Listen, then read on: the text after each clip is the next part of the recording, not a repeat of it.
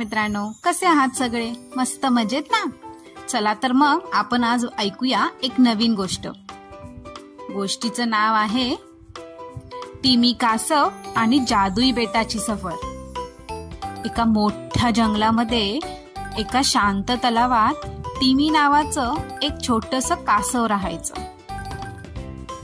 टिमीला नवीन नवीन गोष्टी शिकायला फार आवडायच्या. तो नेहमी विचार करायचा की तलावाच्या पलीकडे काय बरं असेल.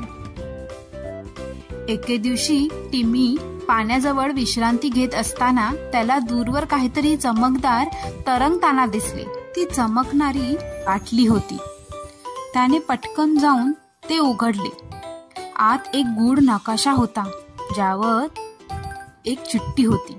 जादुई बेटावर जिथे तुमचे सर्व स्वप्न पूर्ण होतात असे त्यावर लिहिले होते. ते पाहून टिमी एकदम खुश झाला.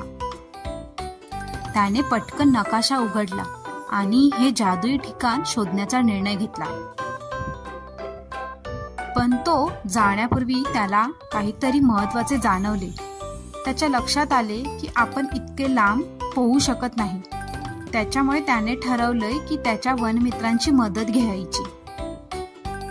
तर मग मुलांनो, मला सांगा, टिमीला मोठा समुद्र पार करण्यास कोण मदत करेल? तुम्हाला काय वाटतं? एक हुशार घुबड, एक खेळकर डॉल्फिन किंवा कदाचित वेगवान मासा?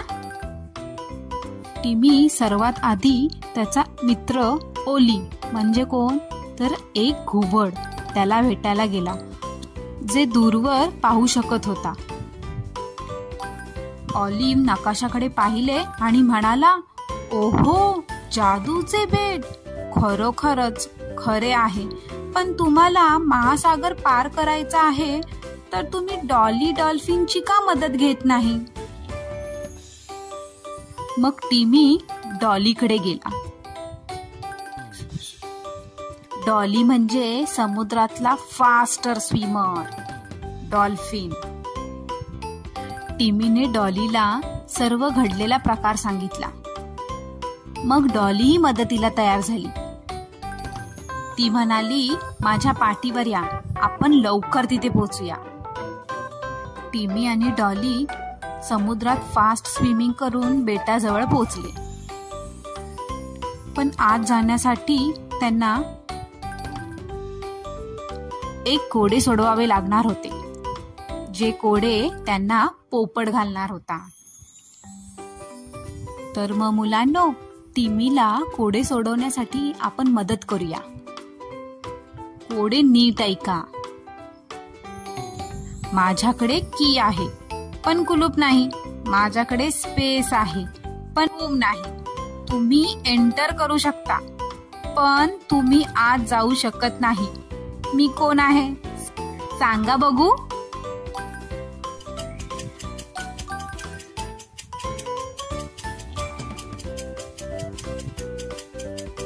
बरोबर, कीबोर्ड. कोडे सोडवल्यामुळे जादुई बेटाचे दरवाजे उघडले. टिमी आतमध्ये पाहतो तर काय, बोलणारी झाडे, उडणारे केक आणि रेनबोच्या कलरच्या नद्या होत्या. टिमीचा त्याच्या डोळ्यावर विश्वासच बसत नव्हता. एवढा लांबचा प्रवास करून ते दोघेही दमले होते. त्यांनी खूप सारे केक्स खाल्ले. बोलणाऱ्या झाडांबरोबर मस्त गप्पा मारल्या त्यांनी. डॉलीला आणि टिमीला रेनबोच्या नद्यांमध्ये पोहून फार मजा आली. टिमी आणि डॉलीने त्या बेटांवर खूप मज्जा केली. जादुई बेटावर मज्जा करून टिमी आणि डॉली आपापल्या घरी येतात. मग फ्रेंड्स, आवडली ना स्टोरी? तर तुम्ही तुमच्या फ्रेंड्सना ही स्टोरी नक्की शेअर करा.